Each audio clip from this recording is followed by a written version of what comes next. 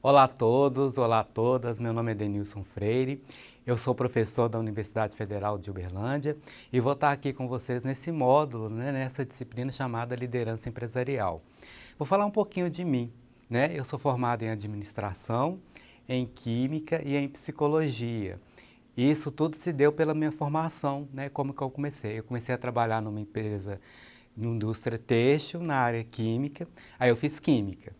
Enquanto eu estava trabalhando lá na área de química, surgiu a vontade de administrar pessoas. Eu comecei a ser líder da equipe. Eu falei assim, não, então por que não fazer então, a administração? E fiz administração.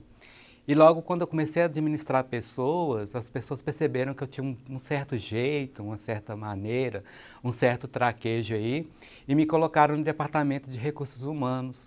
E eu sofri muito porque você sai de uma área técnica para uma área de gestão de pessoas, e eu pensei, poxa, e agora? Como é que eu vou complementar meus estudos? E aí eu decidi fazer psicologia. Então fica parecendo que são cursos que não tem nada a ver, mas eles são todos encadeados aí dentro de uma formação profissional. E é assim que deu meu caminho de liderança. E é assim que a gente vai tratar um pouquinho com vocês também, como que vocês vão traçar o caminho de liderança de vocês aqui dentro do módulo do curso. Então, qual que é o objetivo da disciplina?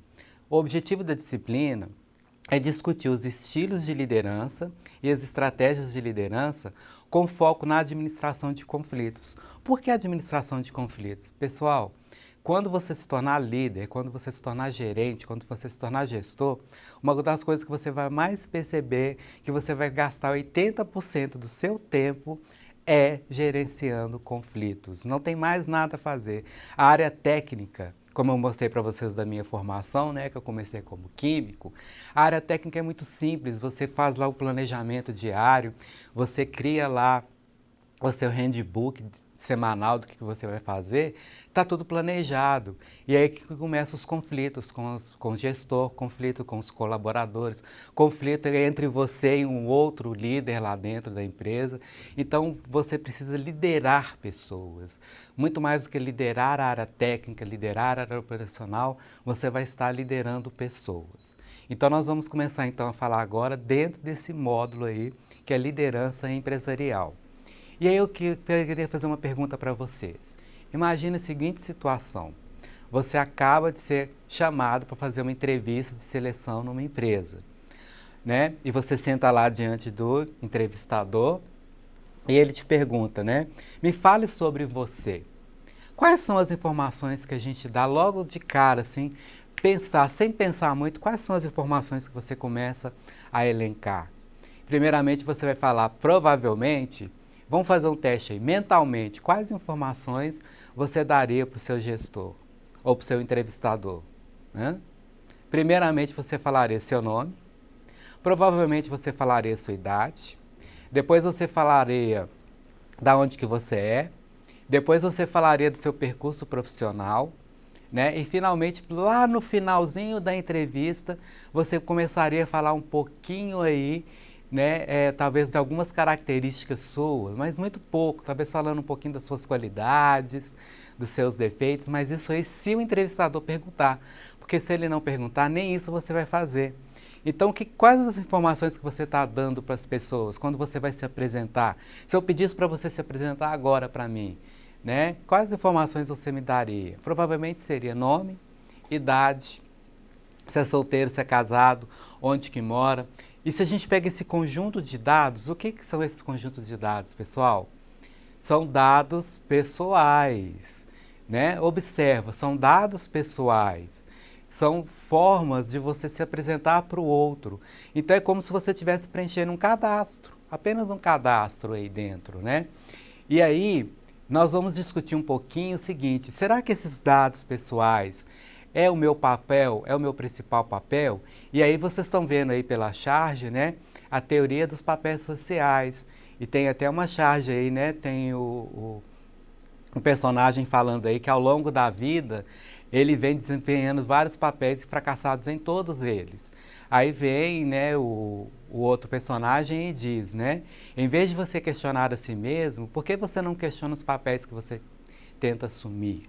Então é isso que a gente está falando. No momento em que você coloca idade, faixa etária Isso tudo aí, você está dando um conjunto de dados. Esse conjunto de dados é a sua identidade. O que é a sua identidade? É como você se identifica para o mundo, é como você se identifica para as pessoas, é como você se identifica para o outro.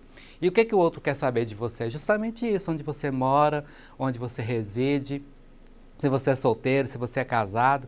Você já percebeu que se você não dá nenhuma dessas informações, a pessoa não tem muita ideia do que fazer de você?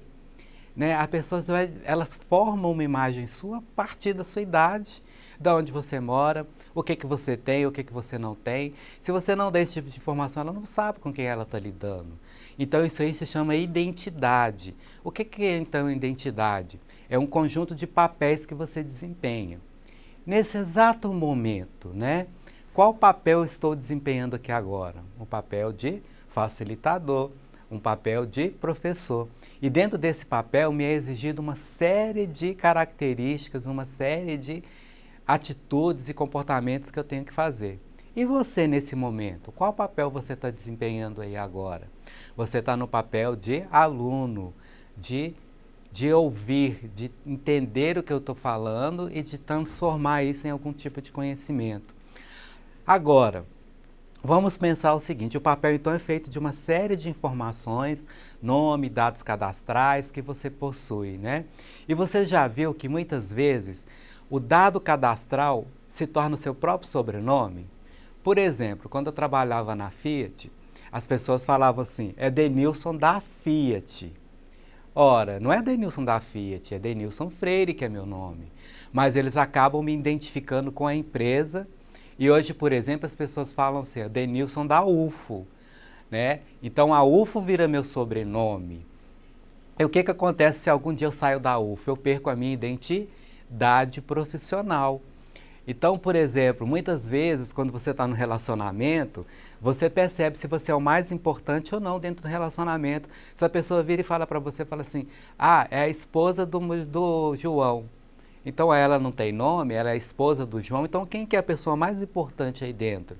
O João. Então, o João ele tem identidade, mas a esposa não tem identidade. Ela é apenas um dado cadastral aí dentro. Então, por isso que é importante, na hora que você for apresentar, além de você apresentar seus dados cadastrais, você também falar quem pessoa que você é. Uma vez eu fiz uma experiência muito interessante, né? Eu fui numa festa aqui da UFO, com um monte de professores, né? E aí as pessoas vêm me perguntar, vêm chegando perto e começam a perguntar, oi, como é que você chama? Qual faculdade que você trabalha? Quantos anos você tem? Que tipo de disciplina você ministra? E aí quando eles chegavam para perguntar sobre isso, né? Eles assim, oi, quem é você? Aí eu pegava e falava assim, eu sou Denilson, eu sou pai da Maria Clara, eu sou uma pessoa muito ansiosa, eu tenho transtorno de ansiedade, eu adoro tocar violão nas tardes para justamente tirar um pouquinho da minha ansiedade. Eu sou uma pessoa muito obcecada por números, por coisas, por dados, tal. Então eu comecei a falar quem que eu era de verdade para essa pessoa e eu vi que ela ficou sem chão. Porque o que ela esperava? Ela esperava que eu desse alguma informação que ela também pudesse se identificar comigo. Então se eu falasse assim, eu trabalho na faculdade de administração. Eu também trabalho, ela falaria, ela se identificaria. Eu também trabalho na faculdade de administração. Se eu falasse assim, eu sou psicóloga, ela, eu também sou psicólogo. Não, eu não sou psicólogo. Então eu não dei nenhum tipo de referência para que ela se apresentasse. Eu falei só de mim. Ela perguntou quem era eu. Então eu falei quem sou eu. E ela ficou totalmente sem referência. E aí depois eu falei com ela que era uma brincadeira, expliquei para ela, né, que aí se eu fui falar, não, meu nome é Denilson, eu tenho 51 anos, né, eu moro aqui em Tuiutaba. Aí ela ficou muito mais confortável, mas as pessoas não estão preparadas para quando você se mostra de verdade. A gente vive num mundo muito de aparências, né, então a essência ela não aparece. Então, a nossa identidade é esse conjunto de papéis que nós temos, né?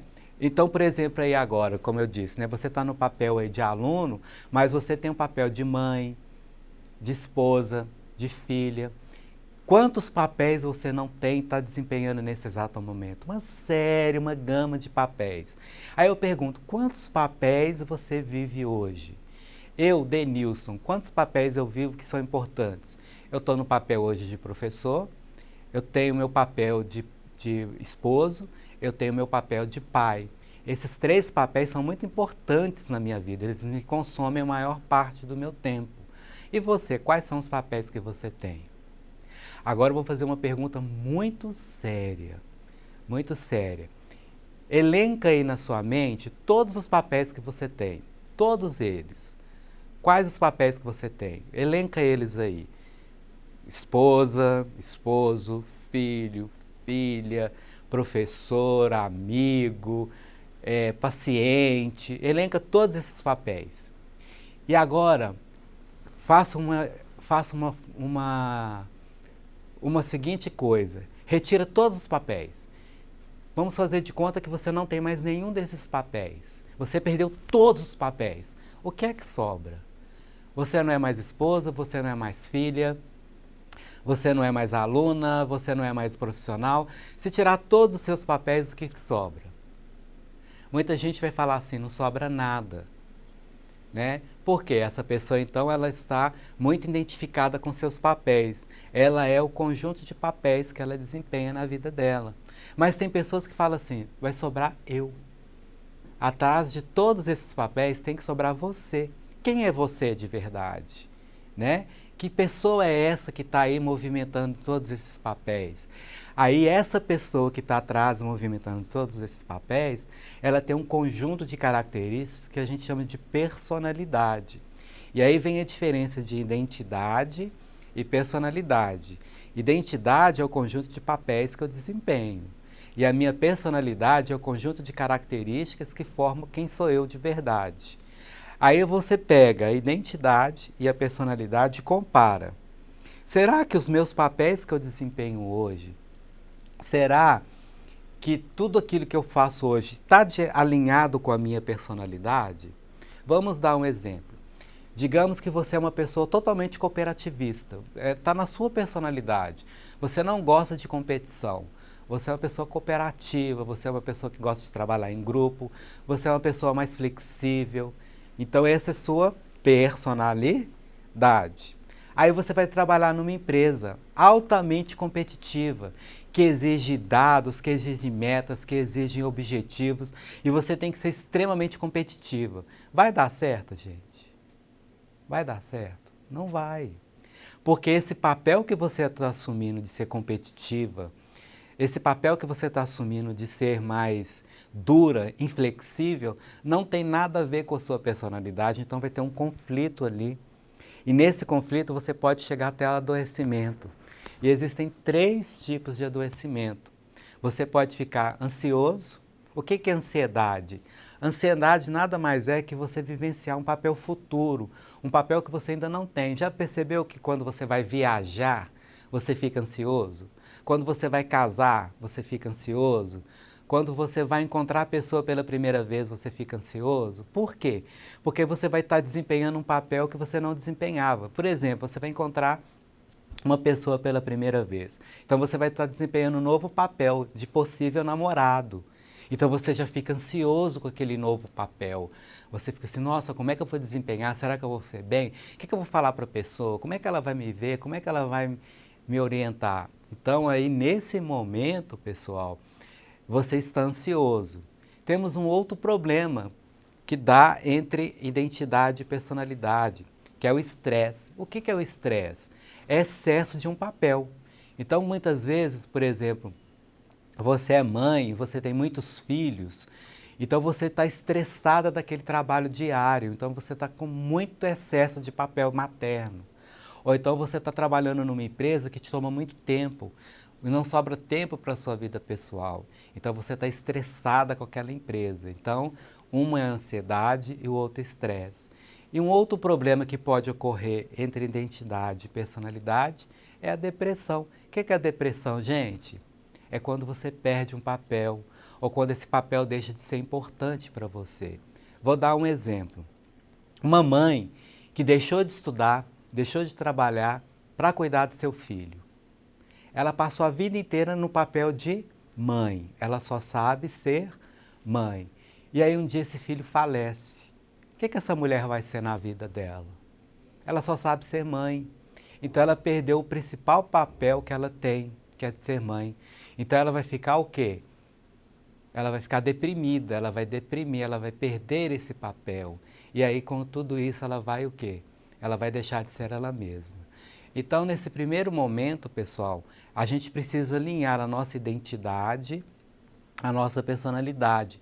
É esse o nosso trabalho dentro de um processo de liderança. O que você vai estar fazendo o tempo todo lá enquanto líder?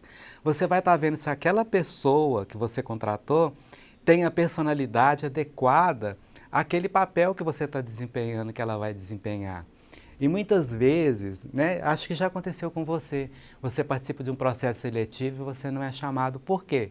Muitas vezes você tem todas as bagagens técnicas, todas as características técnicas, mas você não tem o comportamento esperado para aquele determinado cargo. Então é melhor nem te contratar, porque você vai ser infeliz. Igual na história que eu contei aqui, de você ser cooperativista, trabalhar numa empresa muito competitiva. Não adianta, você vai ser infeliz lá dentro, é melhor você nem entrar. Então, por isso que é importante você estar pensando nesse processo de alinhar a sua identidade, a sua personalidade, como também a dos seus colaboradores. Pessoal, isso aqui que eu acabei de fazer com vocês foi uma introdução, então, à disciplina, para vocês estarem entendendo como que vai funcionar um pouquinho a nossa disciplina aí, né? E agora eu pergunto para vocês, né? Vocês vão estar comprometidos ou envolvidos com essa disciplina? Depois desse preâmbulo que eu fiz, depois dessa introdução que eu fiz sobre identidade e papel, você refletiu realmente sobre a sua identidade, sobre o seu papel? Né? Você pensou sobre isso? Então, eu quero que você me responda. Você está comprometido ou você está envolvido agora com a minha disciplina? O que você está? Para você poder responder, você tem que saber a diferença entre envolvimento e comprometimento. Então eu vou contar duas histórias e você vai me dizer se você é de envolver ou de se comprometer. Vocês estão vendo aí na nossa imagem, né? Tem aí um prato e tem um ovo frito e bacon. Quem é que está comprometido com o prato? O porco ou a galinha? E por quê? O que você pensa? O que você acha? Então, a charge de baixo responde, né? A galinha chegou perto do porco e falou assim, vamos abrir um restaurante? E o porco pergunta, como é que vai chamar o restaurante? Aí a galinha fala, bacon com ovos. Aí ele responde, não, muito obrigado. Eu estaria comprometido enquanto você estaria só envolvida. Então essa é a diferença de envolvimento e comprometimento. Quando você está envolvido com alguma coisa, você está em volta. A própria palavra já diz, né? Envolvido, em volta. Você fica ali em volta daquilo ali. Mas você não está comprometido. O que é estar comprometido? É estar com, é estar junto, é caminhar junto. Então, por exemplo, o porco, para estar no prato, ele deu a vida dele. A galinha não, ela botou o ovo está lá e ela está cacarejando por aí, ela está envolvida no prato, mas ela não está comprometida com o prato. Então o envolvimento, ele é mais superficial, enquanto que o comprometimento, ele exige mais responsabilidade. E eu vou contar uma outra história e eu quero ver se você compromete ou você apenas se envolve. Vocês estão vendo aí? É a história da Rainha Vermelha. Então vou contar uma história. Era uma vez uma rainha vermelha que morava num reino muito rico. E essa rainha, pessoal, já tinha conquistado tudo. Ela tinha um belo castelo, as terras eram produtivas, seus súditos eram bondosos. E um dia ela resolveu, então, convocar todo o reino dela. Ela chegou na janela do reino e falou o seguinte, gente, tudo está maravilhoso, mas eu queria decretar alguma coisa. Eu queria decretar que, para mim, a partir de hoje, a coisa mais importante da minha vida é a minha filha e são os nossos filhos. O que vocês acham? Ela queria criar um decreto do dia do filho. Aí o bobo da corte, todo mundo conhece o bobo da corte, estava lá e estava na janela junto com a rainha. E ele foi um pouco meio impertinente. Ele falou assim: ora, rainha, que loucura é essa? Os filhos não são as coisas mais importantes do mundo. Eu conheço 3 homens que têm 3 instrumentos mágicos muito mais importantes que a sua filha, por exemplo. A rainha ficou possessa porque ela estava sendo desacatada frente todo ao reino. Se ela mandasse matar o bobo naquele momento, ele ia se tornar um mártir, um herói. Então ela não poderia fazer isso. E ela também não poderia aceitar o desacato. Então a rainha decretou: eu vou sair pelo mundo e eu vou conhecer esses 3 homens. Se os 3 instrumentos mágicos forem mais importantes que a minha filha, eu te dou o reino de presente. Mas se não for, eu corto a sua cabeça fora. Você acha que o bobo aceitou a aposta? Claro, né, gente? Senão não teria história para contar, né? A gente ia acabar com a história aqui mesmo. Muito bem, e lá foi a rainha, caminhou, caminhou, caminhou, caminhou, caminhou, caminhou. Encontrou o primeiro homem e ele tinha um tapete mágico. O que vocês acham que o tapete fazia? Você deve ter pensado aí, voado. Não, ele teletransportava.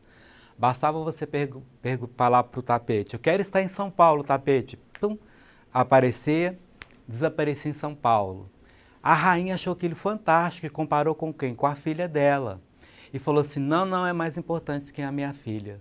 Porque nos olhos da minha filha, eu sei por onde ela anda, eu sei o que ela vê, eu vi minha filha nascer, eu sei por onde ela passa. O tapete não me mostra isso.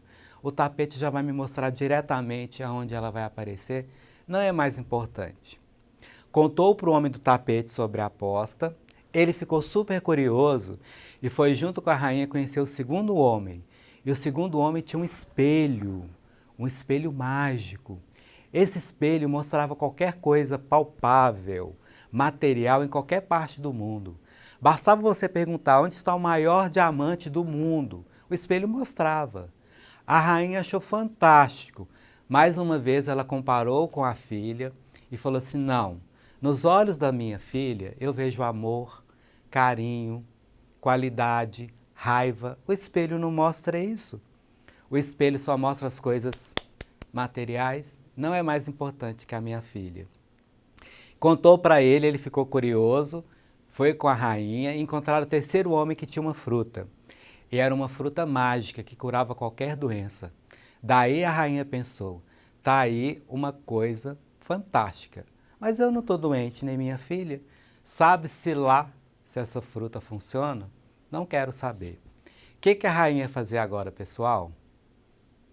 Provavelmente você pensou: a rainha agora vai cortar a cabeça do bobo. E foi isso mesmo que ela quis fazer. Ela chegou frente ao espelho mágico: mostre-me meu bobo. E o espelho mostrou. E o bobo estava do lado da filha dela, a menina estava doente, prestes a morrer. Não daria tempo dela chegar no reino. Aí o homem do tapete: sobe aqui no tapete. Subiram, chegaram lá, a rainha mobilizou todos os médicos, doença incurável. Não tinha jeito. Então o homem deu a fruta para a menina curou. Aí eu pergunto para vocês agora: a rainha vai cortar a cabeça do bobo? Sim ou não? Aí, pessoal, nós temos que ver o seguinte: o que a rainha tinha com o bobo? Ela estava envolvida com o bobo ou ela tinha um compromisso com o bobo? Se nós pensarmos, ela não tinha nenhum envolvimento, nenhum comprometimento, ela tinha um acordo. E um acordo ele pode ser verbal ou escrito. E a rainha poderia o quê? Se comprometer ou se envolver com esse acordo. Então, a rainha, ela tinha um acordo. E qual eram as regras do acordo? Se os instrumentos forem mais importantes que a filha, o bobo ganha o reino. Se os instrumentos forem menos importantes que a filha, o bobo morre. Qual está faltando? Qual equação está faltando aí? Se os instrumentos fossem tão importantes quanto a filha. Isso não tinha sido negociado, isso não tinha acordado. E no momento que os instrumentos salvam a vida da menina, ele não é mais e nem menos, ele é tão importante quanto ele se iguala. E isso não tinha sido acordado. Então o que a rainha fez? A rainha não cortou a cabeça do bobo, promoveu ele a primeiro-ministro e acabou a história. Agora eu quero ver se você se compromete comigo. A rainha chamou os 3 homens e falou assim: para cada um de vocês eu vou dar o maior diamante que eu tenho. E para um, e apenas um, eu vou dar um baú cheio de ouro. Para quem a rainha deu um baú cheio de ouro? Ela já deu um diamante para cada um. Mas para um e apenas um ela deu um baú cheio de ouro. Foi para o homem da fruta, do tapete ou do espelho? Eu quero que você escolha aí agora e anote qual foi a sua resposta. Vou contar até 5 para você escrever. 1, 2, 3, 4, 5. Se você escreveu algum dos 3, você está realmente comprometido com a história. E você ficou envolvido e se comprometeu. Se você não anotou nenhum, você está apenas envolvido. Você se envolveu com a história, mas você não anotou nenhum nome. Por quê? Porque você tem dificuldade de se comprometer com essa história. E por quais razões a gente não se compromete? Talvez você ficou com dúvida, achando que o bobo merecia, achando que alguma coisa. Então, por dúvida, muitas vezes a gente não se compromete. Às vezes você não se comprometeu porque você ficou com medo. Medo de errar, medo de expor. Ou você teve um comodismo. Ah, eu não vou anotar não, por preguiça você não anotou. Então só existem 3 razões, pessoal, pela qual uma pessoa não se compromete com você. Só existem 3 razões pela qual um colaborador não vai se comprometer com você enquanto líder. E quais são? Ou essa pessoa está com medo de se expor, ou ela está com dúvida, ou ela está com comodismo. Qual dos 3 é o pior comportamento na visão de vocês? Eu acho que é o comodismo, é a preguiça. Assim como muitos de vocês ficaram com preguiça de anotar aí. Esse é o pior comportamento, sabe por quê? Quem tem dúvida, o que ele está querendo? Ele está querendo esclarecimento. Basta você esclarecer para ele que ele tira a dúvida dele. Quem tem medo está querendo o quê? Segurança. Você pode dar segurança para o seu colaborador. E quem está cômodo, o que você vai fazer com ele? Nada. Tudo que você fizer para ele está tudo bom. Ou a pessoa cômoda, pessoal, ele chega às 8 e sai às 18 e não dá trabalho nenhum. Se você chegar para ele e falar assim, vou mudar o sistema, ele, tá bom. Se você falar com ele assim, tem um relatório para entregar às 18 horas, ele fala, tá bom. Ele não chia, ele não reclama, mas ele não faz. Você chega lá às 18 horas, o relatório não está pronto. Ele vai falar assim, eu não consegui terminar, amanhã eu termino. Então ele é um câncer dentro da empresa. Ele vai fazendo com que aquilo ali demore cada vez mais e não conclui o que tem que ser feito. Então, gente, só existem 3 razões pelas quais as pessoas não se comprometem. Dúvida, medo e comodismo. Isso aí vai muito em cima, porque para comprometer você tem que fazer uma escolha. E nós não fomos ensinados a renunciar, porque para cada escolha que você faz na vida, você tem que renunciar. Renunciar parece para nós abrir mão de algo, ter que perder algo. E não é isso que a gente quer. A gente quer, na verdade, sempre conquistar, sempre ganhar mais. Então nós não estamos preparados para renúncia. A gente sempre quer ter tudo na mão. E para cada escolha que você faz na vida, você tem que renunciar. Para você estar assistindo essa aula agora, você está renunciando a estar vendo a novela, a estar vendo futebol, a estar com seus amigos, a estar com seu namorado. Então você está comprometido com essa aula nesse exato momento. E isso implica em ter responsabilidade. Isso implica em ter maturidade profissional. Bom, e aí, gente, eu vou mostrar como é que é essa questão. Agora eu quero mostrar para vocês o seguinte. Agora que vocês conhecem a teoria do comprometimento, quem levou o maior baú de ouro? Foi o homem da fruta. Porque o homem do tapete voltou para casa com tapete e com diamante. O homem do espelho também. E o homem da fruta? Ele deu a única coisa que ele tinha. Então ele se comprometeu. Então ele recebeu um baú cheio de ouro. Entendido? Agora eu quero que vocês prestem atenção nessas 2 frases, para vocês saber fazer uma aplicação dessa teoria do comprometimento. Eu tenho uma amiga que ela iria casar e ela foi e passou no doutorado. E ela me mandou é uma frase escrita do jeito que está aí, olha. Eu tenho medo de casar e perder meu doutorado. E ela poderia ter escrito da seguinte forma: eu tenho medo de fazer o doutorado e perder meu casamento. As frases dizem a mesma coisa? Não. Observa na primeira frase. Eu tenho medo de casar. Ela tem medo de casar, gente? Na verdade, ela tem medo de perder o doutorado. Então, perder o doutorado é a renúncia dela. Então, qual que é a escolha que ela fez? Ela quer casar. Na primeira frase, ela quer casar e ela não quer renunciar ao doutorado. E na segunda frase, eu tenho medo de fazer o doutorado e perder o casamento. Gente, ela tem medo de fazer doutorado? Não, ela tem medo de perder o casamento. Então, perder o casamento é renúncia. Qual que seria a escolha dela? Fazer o doutorado.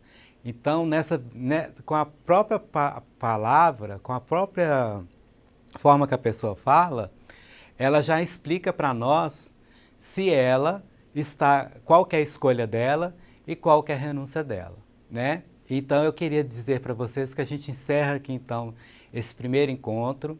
Espero que vocês tenham refletido bastante sobre identidade, personalidade, sobre envolvimento, sobre comprometimento, e peço a você que se comprometa com esse módulo para que ele se torne ainda mais rico e mais enriquecedor. Muito obrigado, um grande abraço a vocês.